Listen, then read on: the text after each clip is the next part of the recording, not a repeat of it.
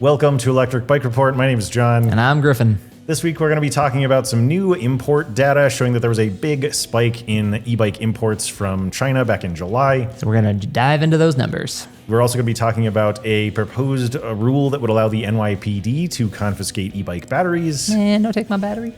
And we are going to talk about some of the controversy surrounding Aipas and the fact that their batteries were found to not meet their advertised specs. All of that and more on this episode of the Weekly Recharge.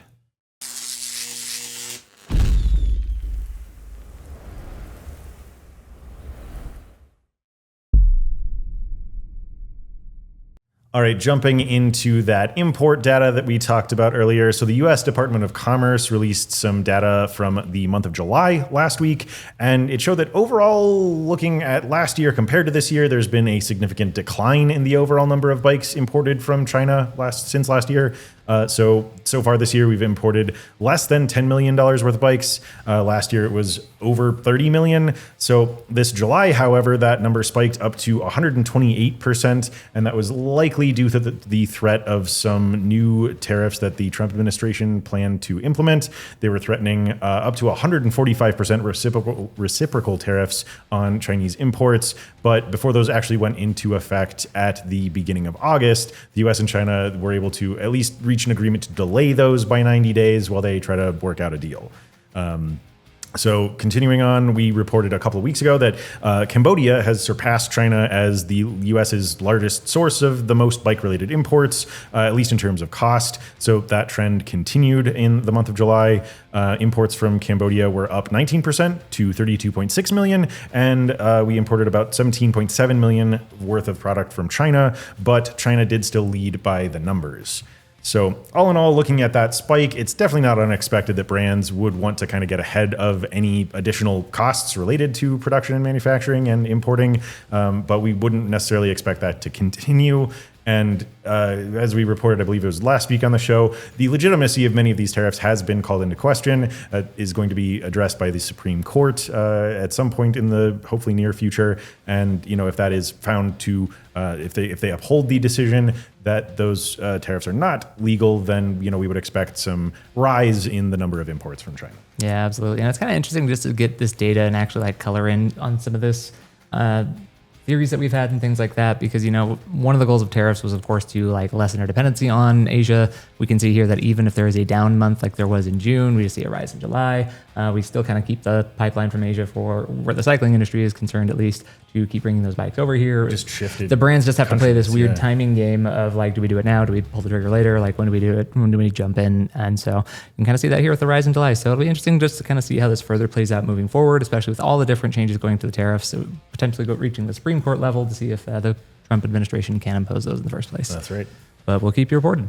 Moving on, next up we have Mahle is making some upgrades to the lightweight X20 drive system. So previously the system had a peak output of 250 watts and 55 newton meters of torque. The upgraded unit now ships with 275 watts of peak power, a 10% increase, and 65 newton meters of torque, which is an 18% increase. Now the upgrade will boost acceleration and climbing speed in lightweight electric road and gravel bikes where this system is often found. It also can sustain a peak power output across a wider cadence range. Now, owners of existing X20 systems can still benefit. They won't be left out. Mahle plans to release firmware upgrades towards the end of 2025. And another change is that the new X20 systems are compatible with universal derailleur hangers, which should help to protect the drivetrain and make it easier to replace parts, which is always a win. So I realize that on the surface, another 25 watts doesn't sound like anything crazy substantial, but just remember that this system is typically found on the lightest weight road and gravel bike, the super lightweight, high performance type thing, where you will definitely feel a 10% or 18% performance bump. I think brands are finally keying in on the fact that people like more power. We like more juice. That's right. Yeah, it kind of reminds me of what we saw from Bosch earlier this year. They released an update that kicked out some additional power as well. Mm-hmm. But yeah, the bottom line is we like having fun riding e-bikes, and in terms of performance stuff, it just helps you stay out there longer. Although I would expect maybe a little bit of a drop in range if they're boosting power up. Yeah, potentially for sure. Give and take.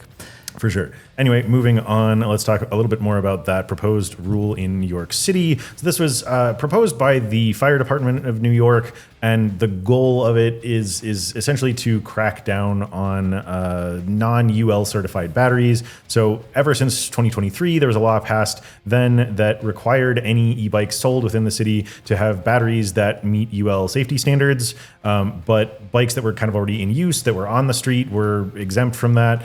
So this proposal would allow the NYPD to confiscate any batteries that were found to not be UL certified, and then they would be transferred to the sanitation department for the city and properly disposed of. But the goal with this is to prevent potentially deadly battery fires, and there's some data to show that that has been working out pretty well so far. There's been an overall downward trend in the number of battery-related incidents over the past 3 years. Last year there were 6 fatalities, and there's only been 1 related to that this year. So definitely kind of a mixed bag as far as how we interpret and feel about this. I think that the city earlier in this year had a free trade-in program to delivery workers, where if they had bikes with batteries that didn't meet standards, they could trade those in and get a free bike with a UL certified battery. I think it'd be cool if they offered something like that to sort of your average Joe out there, just to kind of make this sting a little bit. I would hate to see somebody just lose their transportation because their battery got taken away. As would I, and hopefully it doesn't come to that. Like, my hope with this is just it gives authorities the power to do that if necessary, but I don't think they're going to necessarily start just pulling people over or at random and checking is your battery UL certified or not? I'm going to take it. They've got other things to do with their time. For sure. To me, I think the one potential thing that made me a little bit nervous is just the fact that there might be some e-bikes, from 2022 or 2023 prior to the UL mandate going into effect, that might be UL qualified. It's up to the UL standard. It just never got that stamp of approval at the time that bike was made and sold. That's a good point. So hopefully it doesn't come to anything like that. But my gut tells me it's largely probably going to be something that if they do have to pull someone over who is zooming around really fast or something like that, it can just be another thing that they check for and could give them reason and cause to confiscate the battery at that time. Ultimately, we'll just have to see how the enforcement of this law goes into place, and hopefully it's not the worst case scenario here. But again, just time will tell, and we'll see. That's right. And if you have a bike with a battery like this, just maybe take a little slower, be a little safer out there. Yeah, just be a little cautious. Yeah. All right, and then moving on to our final story, kind of a big one here, because Cube has released details on 6 new e-bike models for 2026 coming to the UK. So there's a lot here. I'm going to try to move through them rapid fire. We'll start with some eMTBs before jumping over to the touring, trekking, city type models.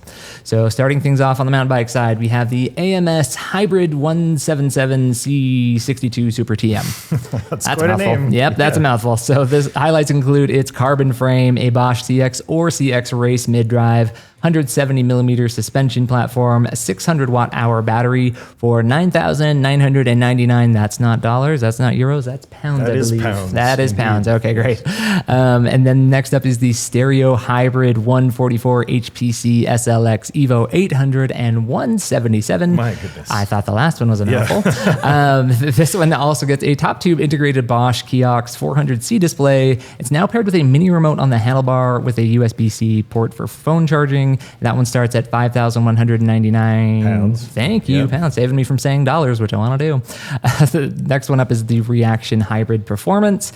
So this now shares the same frame as other Reaction models. Bosch Performance line mid-drive, 600 watt-hour battery on that one. And then finally, Reaction Hybrid SLT 800, which is now equipped with Shimano's Di2 wireless shifting. I always love to see wireless shifting for $4,499. Buckaroos. There you go. So moving over into the touring, trekking, and city models. First up is the Kathmandu, which I believe is Cube's best seller. All models have the Bosch Performance Line CX motor with 100 Newton meters of torque now. The new C62 Pro model offers a carbon fiber frame at a price of just £3,499. It's got the Hybrid Comfort series, which is also $3,499, offers a belt drive and NVOLO CVT. The Editor Hybrid model has a new mid-step and trapeze frame with a lower step-over height. And then finally, the Supreme Hybrid Deluxe 1. It's a new step-through frame on that one. a couple different versions, a hub gear version for either 2,499 pounds or a belt drive option for 2,799. Both have a Bosch PX motor and Suntour suspension fork. So Cube is just an immensely popular brand. I know a couple of Kathmandu owners who just love them to absolute death. So cool to see some like new details coming forth on their 2026 models. But also maybe Cube work on your names a little bit. I don't know. Some of those were a lot to try and get out when doing a podcast show, but that'll do it for this week's e-bike news. So each week we'll try to highlight some gear that we've got in to check out that is not necessarily a full-blown e-bike, but something that you can pair with it.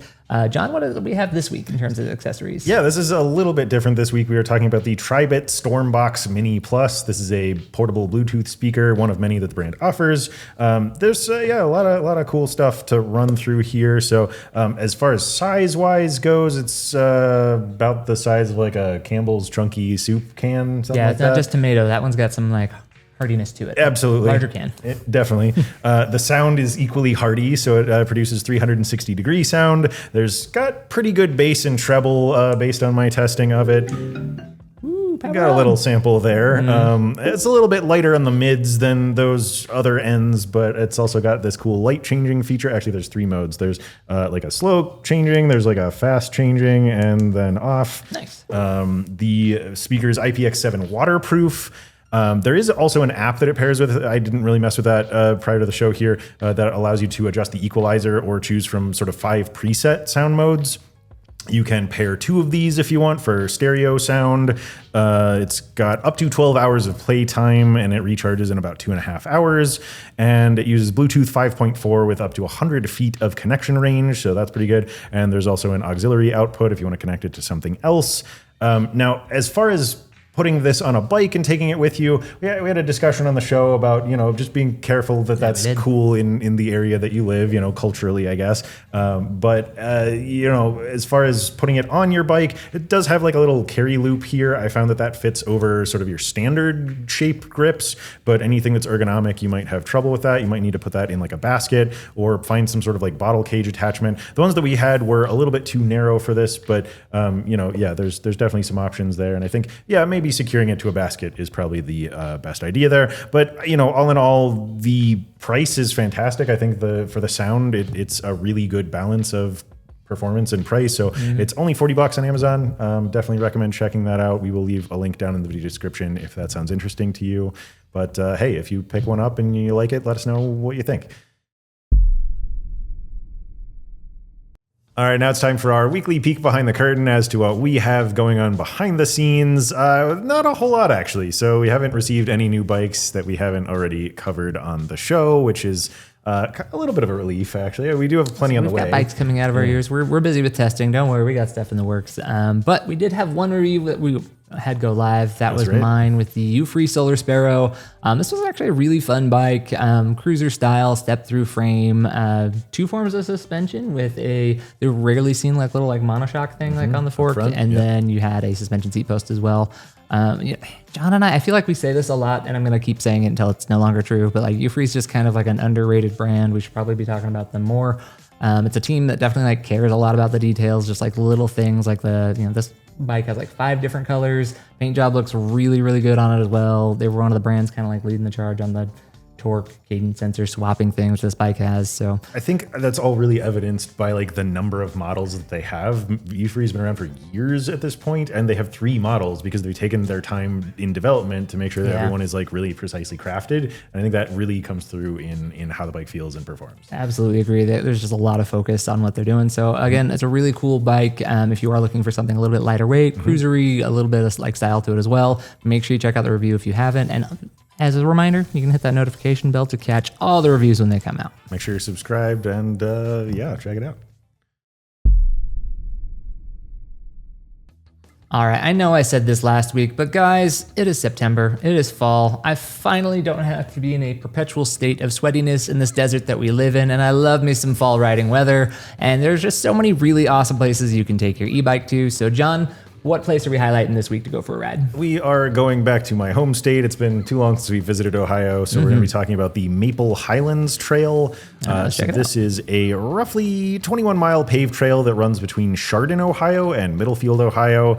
And I actually didn't know this part going into it, but it's part of the 1,440-mile Buckeye Trail that actually just forms a big loop within the state. It connects Lake Erie to the Ohio River, as well as the cities of Cincinnati, Dayton, Cleveland, and Akron, as well, obviously a bunch of other places. But do they encompass all 1,400 miles? That's big cities. Exactly right.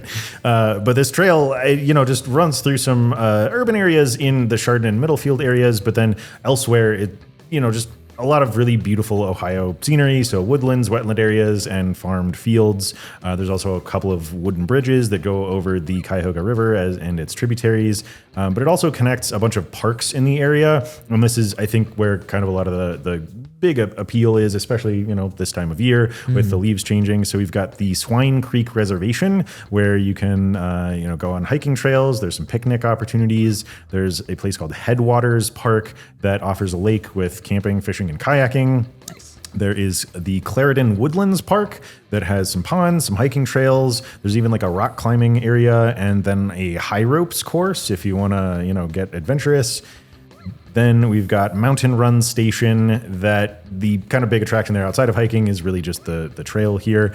And then Big Creek Park, which offers camping, a 6-mile mountain bike trail, as well as a pond called Tupelo Pond. So the Maple Trail here is primarily used by cyclists, pedestrians, runners, and equestrians. And then I couldn't find anything specific about e-bikes there, but I would imagine that you're probably safe with the usual class 1s. And then, if you do take advantage of this and you go through all of these areas and spend some time in either Chardon or Middlefield, I found there are a couple of maps that we'll throw up on screen here, but just kind of shows some stops that you might want to make while you're in those towns. In Chardon, there's a place called Buckeye Chocolates and Coffee that I thought sounded pretty rad. All right. And then in Middlefield, some good old-fashioned Amish cooking with a place called Mary Yoder's Amish Kitchen, and there's also a bakery there. So yeah, I mean, I have a lot of love for the Midwest in my heart, and this seems like very quintessential Midwest. So I think if you're in the area or going to the area, definitely take advantage of it while you can. And then, as always, let us know if you get a chance to ride this. I think you hit it right on the head. Just looking at some of these photos, this is quintessential Midwest. Is kind of like I envision it from some of the pictures taken on the path here. This looks awesome, really cool, bridges and some things to check out. This is just it looks really awesome. So if you are like John here, a local Ohioan? Yes. Okay, Ohioan, not Ohioan? No. Okay. If you're a local Ohioan, you've ridden this trail before, let us know what you think about it, or if if it looks good to you and you want to add it to your bucket list, let us know about that too. But that'll do it for this week's trail highlight. All right, now we're going to jump into our favorite section, questions and comments from you, our beloved audience. Thank you so much for, sending these in. We love jumping into them, so let's get started. Leading things off is Garlog AOC from the Aipas M2 Pro YouTube video, who says, with the recent admittance by Aipas that the batteries are not UL certified, nor are they Samsung batteries and are actually much lower in quality, do you find this still to be a good buy? John, I'll let you answer because that was your review. Yeah, for sure. It's a complicated topic for sure. Yeah. And I think that this definitely does make the bike a bit harder to recommend. But just based on some of the information that we've seen and the fact that Aipas has corrected the listing on their website, I think it's, probably good for us to give them the benefit of the doubt and just kind of approach this as potentially an honest mistake. So as we've talked about on the show previously, there are 3 big manufacturers of battery cells. So again, inside your e-bike battery pack, they're made up of a bunch of little individual things that look kind of similar to your AA's. Yeah. But they're in the highest quality made by Samsung, LG, and Panasonic, 3 very household names. And, the most reputable e-bike companies use cells from these companies. So Aipas had said that their batteries contain Samsung cells, but that was found to not be the case. So, batteries are typically one of the most expensive components of an e-bike. So brands like this who are looking to really cut some costs can make some massive savings by using cells from less established or reputable companies. But, in the case of a battery being UL certified, that's not necessarily a bad thing. It can still pass the requirements for safety. And, this information is kind of coming to us secondhand here, but according to Aipas, the UL certification for the M2 Pro's battery is complete, though it's going to take a little bit more time for the documentation to be available for that, maybe about another month or so. Although they did have some stuff on their website, like a little link to the SGS lab testing that they did for it, which I was able to independently verify as well through SGS, and there's now I think a UL listing as well. So it looks like they are going through the proper channels. Yeah. Okay, that's good. That's good. So, the bottom line here to answer this question is that, the bike definitely has some flaws, including, potentially the battery, but as well as the mechanical brake system that we kind of identified in our review. But it does still offer a really impressive amount of bang for the buck. I mean, you're looking at a full size, full suspension, fat tire e-bike for under $1,000, and that's not something you're going to find too many other places. So, if you are skeptical, we'd recommend maybe checking out that UL certification, waiting to see how this situation shakes out. And of course, we definitely recommend upgrading the brakes. So yeah, that was probably the the kicker. Yeah, the kicker there. All right. But moving on, let's see. We've got a question from Wild Texan 1981 on the Best for Heavy Riders video on YouTube. He says, "I've seen bikes on Amazon for $400 or higher that can haul 350 pounds plus. I just want to know, as I am 345 due to medical issues, would this bike last very long? Because where I live are some hills and pedaling is pretty easy for me on flat ground, but these hills are hell to pedal on." So I reached out for a little bit more information here and said, are you asking about the overall life of a bike or the distance it can travel on a single battery charge, just to make sure we were talking about the same thing here? And Wild Texan responded that he's kind of interested in both. So can we help him out here, Griffin? Sure. Let's shed some light on the difficulties of buying a bike at that price in the first place. So to be super clear, spending $400 on Amazon for any e-bike is a bit of a gamble. A big part of the reason for that is due to an import law we've talked about a little bit on the show in the past, known as the de minimis exemption. So basically the law allows e-bikes priced under $800 to bypass safety certifications, and it allowed companies to produce and sell them cheaper because they weren't subject to taxes and duties. So with that, in our experience, most bikes priced under $1,000, I have just cut corners somewhere, whether that's with the electronics, with the fork, with something, the battery, the motor, the batteries we just came from talking about. There's just a lot of different ways that they can kind of cut some corners, and they can make any claims that they want and sell the product. And then it's just kind of, again, it's a gamble. Don't really know what you get. So moving into some the more direct issues that we were talking about. So as far as range goes, there are many factors that play into range, including motor power, the battery's capacity, rider's weight, how fast you travel, whether you pedal or use the throttle, and of course the environment that you're riding in. Now with someone at your weight, I'd say that I would definitely recommend an e-bike with a more powerful motor, something 750 watts.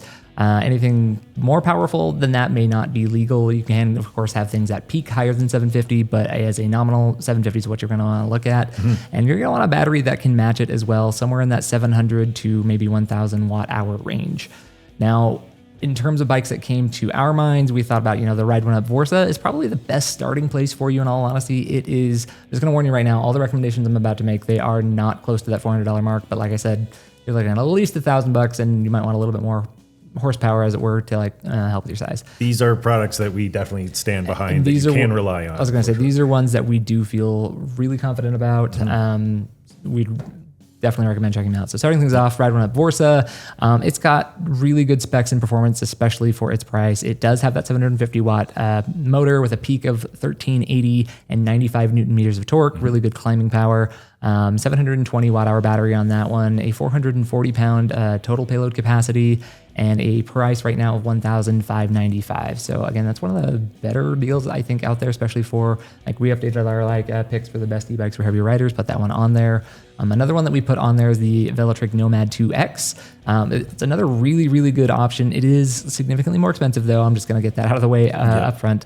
750 watt motor, 1400 watt peak, 105 Newton meters of torque. So one-upping the Vorsa there a little bit. Yep. 802 watt hour battery. I think this is the highest payload capacity we've seen in e-bikes. Easily, yeah. 565 pounds there. Now it does have a $2,400 price tag. So again, it is more expensive, but you're getting a lot of nice features with it as well, including full air suspension and again, just really powerful platform. It's a really nice bike. Yeah.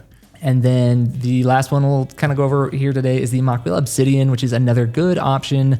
The motor may not be legal where you're at depending on things because it does have a 1,000 watt nominal. So just know that up front, you might need to get it registered. It has a 1,500 watt peak, 105 Newton meters of torque, 941 watt hour battery, between 350 and 400 pound payload capacity, depending on if you get the step through or the high step frame. That one's going for $2,300 as well. So all three of these bikes we think is very powerful and just reliable options and something that we think you'd enjoy. So if you do end up picking one of these three or something else, please let us know down in the comments. Always love the follow up. Absolutely. So next up we have from Tom Carter X2V from the Best for Seniors YouTube video, who asks, or who says, hello and thanks so much for your great reviews. You're welcome. Yes. Question, where would you place the new Rad Power Radster Trail in the lineup? Would it become your new number one, or would the Velotric Discover 2 still be your top pick? Thanks, Tom. Good question. So yeah, actually coming off of last year we had chosen that bike as our number one recommended e-bike for seniors. Yeah. This year we switched things up a little bit for some reasons that I'll get into here. This year, we definitely try to spread the love and give some kudos to a lot of the big brands that we work with here. So from Rad Power Bikes this year we chose the Rad Kick. It's a little bit more, a little bit lighter, a little bit easier to move around, a little bit more accessible. So that was our pick there. But in comparison with the Discover 2, the Radster Trail, the Radster, we absolutely really liked that bike. Rad made some really big improvements there. That was the first line with their torque sensor. It just really felt dialed in. It's got a more powerful motor. It still has that sort of typically very controlled feel. That's really why we chose it for seniors. Pretty easy operation overall, and just it's a lot of fun. And gives you that like off-road capability. It was also like the first one to kind of do that mid-fat, like 3-inch wide tire. We love the stability that it gave, especially because that's a thing pretty high on the list of criteria for seniors. They want something that just feels good and confident beneath them. So the 3-inch tire on that was also really awesome. That is a really nice middle ground. The only real downside, though, is that bike was pretty heavy. So that was kind of what led us to this year choose the Discover 2 as the best overall e-bike for seniors. I just found that to be a little bit more approachable due to its step-through only frame. The Radster Trail had sort of a low step and mid-step option. The Discover 2 has a little bit more of an upright riding position, as well as, again, a lower weight and just a really huge scope of customization options. It's Velotric and a couple of other brands are one of only a few that allow you to choose between torque and cadence sensing modes and just really tailor how the bike feels and fits.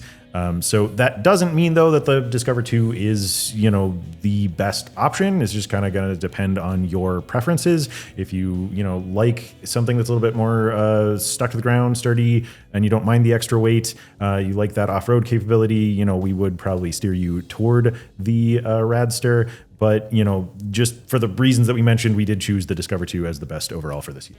Yeah, 100%. And usually when we have something as number one, it's because it's what we feel is like the best for that particular category for like most people in that category. Good clarification. But like it's hard because obviously like there's top to bottom, there's left to right. Like not everything gets to be number one, but it's like, anything on that list is a good bet as well. But yeah, 2 really good bikes to take a look at and consider. That's a good point. Yeah, if you read through the comments on that video, there's like a whole bunch of people that are like, I wouldn't choose these bikes, but it's just, there's different strokes for different folks, as Griffin always says. So. Stop stealing my saying. It's so good, though. It functions. All right. Next up, we have a question from Ian Ballas from the Best Under 1,000 video on YouTube. What I want most from an e-bike is the ability to do about 25 miles per hour while holding a total of about 280 pounds. That includes me plus groceries, which is easy to find, but not with a purchasable replacement battery in asterisks. I can't find replacement batteries, and when I do, they are proprietary ones for only a specific bike, and usually about a third of the price of the bike, when I can get similar watt hours or greater for a lower price from other sources with similar output. Okay, so we're back on batteries again. Back on batteries. We'll a talk a lot little of stuff today. We'll talk a little bit more with batteries because I kind of like understand the initial like, oh, why does it cost nearly like a third? You're looking at the best for 1,000 video there. Like I get it. But again, batteries are just one of the most expensive components when it comes to e-bikes. Factoring in production costs and depending on what you're considering, a battery being a third of the bike's price, it just doesn't really sound that crazy when you kind of like add them all up like individually and things like that. We highly recommend sticking with batteries that were intended to be paired with the bike in question and its charger. So we'd advise that you buy any additional batteries or replacement batteries from the company who produced your bike. That's a very key thing. That's large part of the reason why the New York's got all the battery things in the first place. Yes, yeah, which leads to that UL certification. Exactly. So that does lead to the UL 2849 certified, as their entire electrical system then is evaluated for safety and compatibility as a whole. So buying batteries from less reputable companies can be problematic for a few reasons. One, there's just no guarantee that the battery cells are high quality or even made around the same time. Older cells don't hold a charge as well. If the BMS isn't of good quality, cells can become overcharged. The pack might accept charge from an incompatible charger, and there may not be any thermal protection built in. So lithium-ion batteries are just generally safe and not likely to catch fire when cared for properly, but this is probably one of the last areas to skimp out when it comes to cost. The more steps that you can take to make sure your battery is well built and safe, all the better. So again, when it comes to batteries, I understand I want to pay for something cheaper. I'm going to go look for other options, but always stick with the battery that comes with your bike. Reach out to that brand, or if you need to, the maker of the pack, and see if they have like replacement options as needed. And the extra costs, it's worth it in the end for safety. I promise that. Absolutely. Yep. Can't go wrong. All right. So next up comes to us from the Reynolds Group Radio on the Velotric Breeze 1 video saying, I am trying to decide between the Breeze 1 and the Fold 1 Plus. I am new to e-bikes. Would you recommend one of these over the other? Your reviews are excellent, and I've watched them both on these bikes. Thanks. Thank you. Thank you. All right, well, let's help them out, John. Yeah, definitely.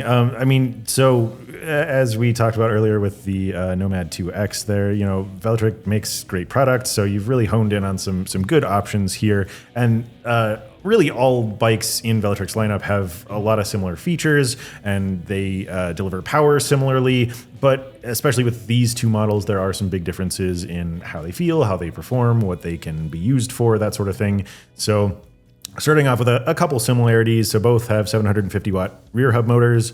They have roughly the same battery capacity. It was like 624 and 627 watt hours between the two models. That's not the same, John. Those are different. It's pretty close. Oh, pretty close. That's close enough.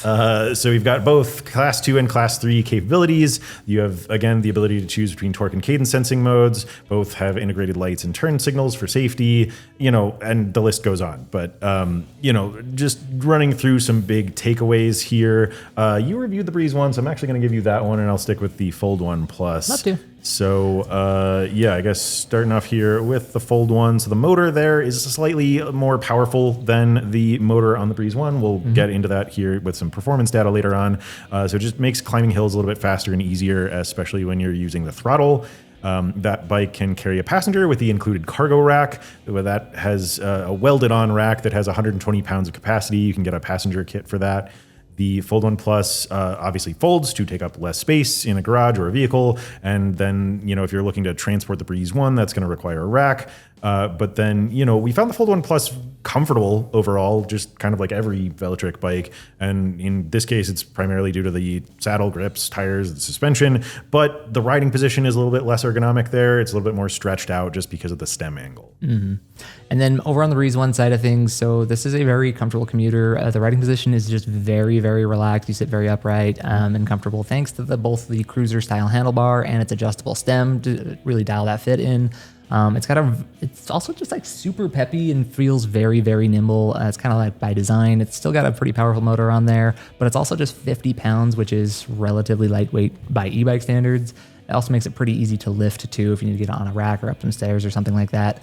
It does not have any suspension, but the 27.5-inch wheels make rolling over bumps relatively comfortable, and the 2.2-inch wide tires provide some cushion as well. For sure. And then it also has 5 color options, while the Fold 1 just has 4. I say just has 4 when that's still more than what most e-bikes actually give you. But a lot of really good, like bright colors to pick from that really pop. So. Yeah, I mean, they're both really solid bikes. But yeah, anyway, getting into the performance side of things, we'll talk about our individual tests and kind of what we found with each bike here. So with the Fold 1 Plus, that one had, pretty consistent increases in speed and power in our speed test, both in the Class 2 and Class 3 tests, and in both torque and cadence sensing modes. But there was a little bit more of a jump between PIS4 and PIS5 in the Class 3 torque sensor test. And then when I came to the Breeze 1 speed test, so pretty consistent increase in speed and power in like 3 of the 4 different things that we tested it in, both in its like Class 3 torque test and the Class 2 and 3 cadence test. All had pretty good spacing. Now when it came to the Class 2 side of things, we could kind of like get upwards of 20 miles per hour by the time we hit PIS3, so it kind of clusters together a little bit there. But the torque test, it effectively has fewer levels, I suppose, there. But again, it's kind of... It largely comes down to how you want to ride it anyway. So that absolutely makes sense. Yeah. And if you unlock it to Class 3, it doesn't even matter. Yep. Moving on to the range test, though. So the Fold 1 Plus, again, similar size batteries here. Fold 1 Plus traveled 30 and 69 miles. And then the Breeze 1 went 38 and 86 miles. Again, there's a couple like advantages, I think, built in with that. A little bit lighter. Bike, a little bit lighter, skinnier tire too, I believe. Yeah. So, yeah. Makes sense. In our brake test, the Fold 1 Plus had an average stopping distance of 23 feet and 4 inches. And then the Breeze 1 came in at 21 feet 3 inches. So one's obviously performing a little bit better there, but both of them are highly safe and effective, I'd say. For sure, definitely. And then in the hill test, I actually had to reference our tests at our secondary location, which is called Pilot Hill. Just with the timing of things, we have recently changed to a different hill test location than where we tested the Breeze 1. So the Fold 1 Plus was at the new one. The Breeze 1 was at the old location. So at Pilot Hill, where we've tested both of these are my numbers here. So the Fold 1 Plus was pretty speedy. So on its throttle test, I had a time of 1 minute and 7 seconds. And then when I was pedaling, that was 1 minute and 10 seconds. And then the Breeze a little bit slower on the throttle, 1 minute 23 there, but almost identical on pedaling with 111. So, yep. Yeah. So that, kind of touches back on what I said about the differences in motor output just a little bit there. But, as far as recommendations go, where we would steer, different types of riders, we would say that the Fold 1 Plus is best if you want, a folding e-bike that is, pretty powerful, generally comfortable. We would steer you towards that. If you want the suspension and the ability to ride both on and off-road, just it has those knobbier tires and the suspension that give it that ability. And then that bike is also best if you want to throttle uphill a little bit faster and you don't mind a little bit of a trade-off with less range. Yeah. Over on the Breeze 1 side of things, it's just a bike that feels really good, nimble, lightweight, a little bit more full size, I suppose you could say, just with like the larger tires there as well. So kind of like the sizing is really nice. And if you don't mind the lack of suspension, like it's really just a nice ride. It's very precise, just feels really good out on the road. It's also going to have a little bit greater range too. So if you're a little bit nervous on the range side of things, you get a little bit more there. Mm-hmm. And then, it's still got really good climbing power, maybe not as fast on throttle, but the pedal's right there with it and the throttle's not bad either. So, but again, you really can't go wrong with either bike. We're going to say that a lot every time in these comparisons, really, because the bikes that make it to this point where we're comparing them, they're all pretty good. We definitely sound like broken records. Like, you can't go wrong. But it's like, guys, like if it were that easy, we'd just be like, take the good one, don't ride the bad one, and like move on. That's not an exactly no analysis to really give on those. Our job is to steer you towards the best one for you, and hopefully that helps. But anyway, moving on to our last question for this week's episode. This comes to us from Jim IV7YQ on the Aventon Adventure 3 review on YouTube. Jim says, their crap range is a non-starter for me. Make a great bike, but no range is weird to me. And I felt like we should maybe push back a little bit on Jim, I disagree. Yeah. So I suppose that's like a personalized thing, like what you're expecting in terms of range. However, like for us, when looking at the numbers in the database, really the Adventure 3 actually had good range. It was pretty close to the average for fat tire e-bikes. So the Adventure 3 got roughly 36 and 60 miles of range in our testing, which is again just right around the class average. So solid range in our book. Yeah. Again, average is good. There's nothing really wrong with 36 miles of like high powered riding. That's going to, like we have found, like when we talk to people, like the average rider is doing like 10 miles or less in a day, and not everyone's always, like pushing things full power. So that's, by the simple math, like 3 days plus of usage for your average person, comfortably, potentially more. So, there are some things that you can do to always increase the range of any bike, but especially on this one, you get a couple of different levers you can kind of pull to really like extend that range out further if you want to. But before I get into that, let me actually back up. So I skipped over some of the bullet points here. But that's okay. So just remember that the battery choice on this was actually pretty intentional by Aventon's part.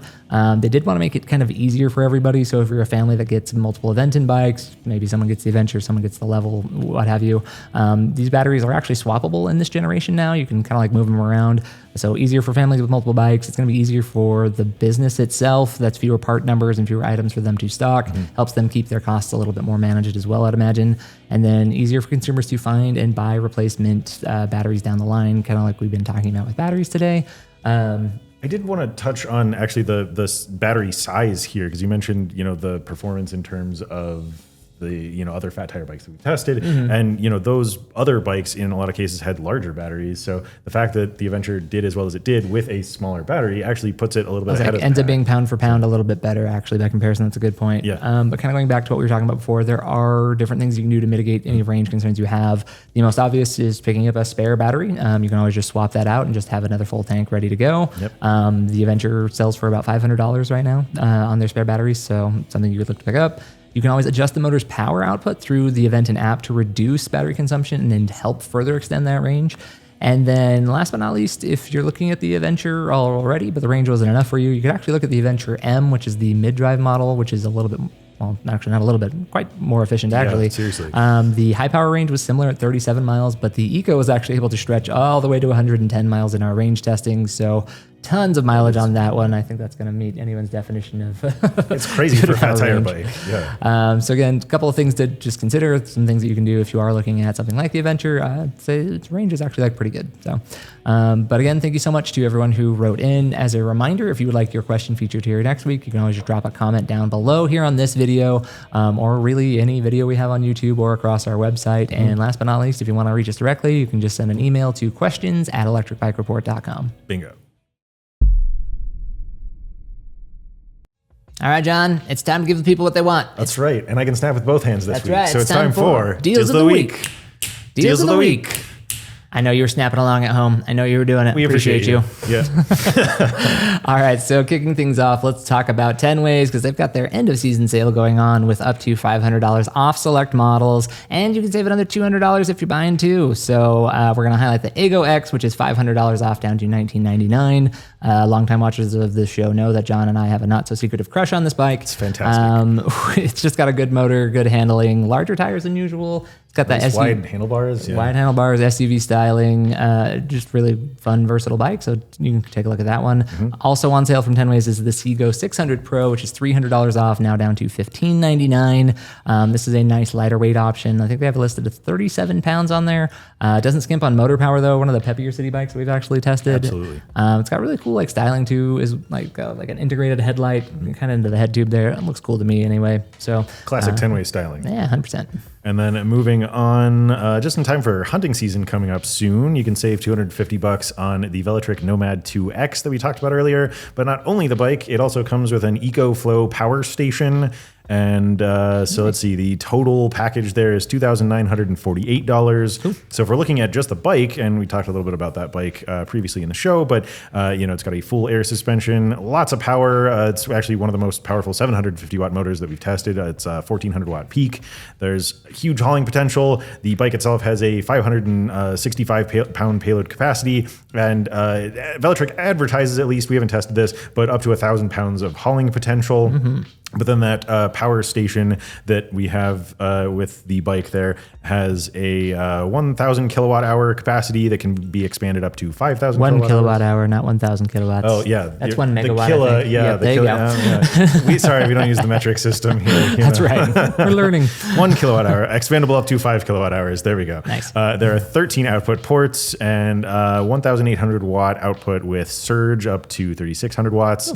You can recharge your bike. You can go camping. You can power other devices. Kind of reminds me a little bit of some stuff Mach-Wheel has going on, but definitely a different approach with this having its own power. A nice little power bank. You can just keep it in the home for if the power goes out or something like that too, or take it out camping with you. Looks pretty sweet. Next up, we have Electric's endless summer sales, savings up to $720 in true Electric fashion. They're just throwing tons of accessories at different bikes. The one that always catches my eye, I always talk about it when it's on sale, the Expedition 2, specifically if you get the highest battery capacity, the 35 amp total between two batteries option, which is $19.99. They will throw in $674 in free accessories, including seat pads, the orbiter bar, runner board, suspension seat post, upgraded fast charger, and the Elite headlight.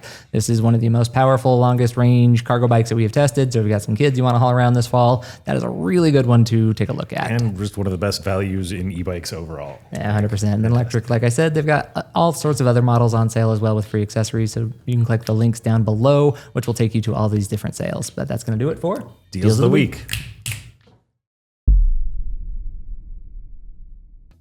All right, thank you so much for watching, listening, following along. Each week we like to highlight someone in our audience who's left us a comment that, stood out to us. John, who are we talking about this week? This week we have Miles Pfeiffer 171. Hopefully I'm saying all that correctly. Pretty simple comment here that I just really appreciated. This is actually on an older review, the Aventon Level 2 on YouTube. Miles here said, "We just purchased 2 of these and all I can say is they're dynamite. We love them. Very powerful and battery lasts a long time. Plenty fast enough. I also ride dual sport motorcycles off-road in parentheses. We plan on taking them to many trails to ride for the day. Nice vid." So thank you very much for watching. Thanks for helping to support us when you do purchase an e-bike. And as always, we really love hearing what bike you buy and how you use it. So if you want to be featured in next week's episode of the show, you can drop us a comment down below, comment on our individual reviews like Miles here did, or email us at questions@electricbikereport.com.